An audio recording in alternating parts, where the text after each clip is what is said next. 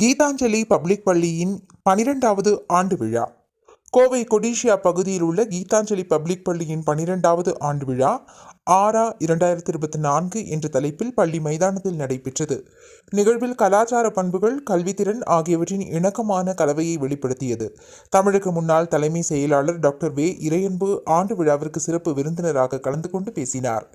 கீதாஞ்சலி கல்வி நிறுவனங்களின் தலைவர் அழகிரி சுவாமி, பிரியங்கா கீதாஞ்சலி நிறுவனங்களின் நிர்வாக அறங்காவலர் குரூப் கேப்டன் டி.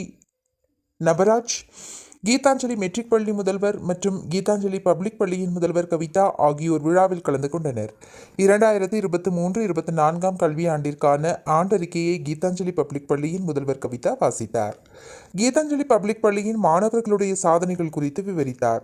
சிறப்பு விருந்தினர் வி. இறையன்பு பேசுகையில், மாணவர்களிடம் கற்பனை திறன், சமூக நுண்ணறிவு, பயனுள்ள தகவல் தொடர்பு திறன் போன்ற குணங்களை வளர்க்க ஊக்குவித்தார்.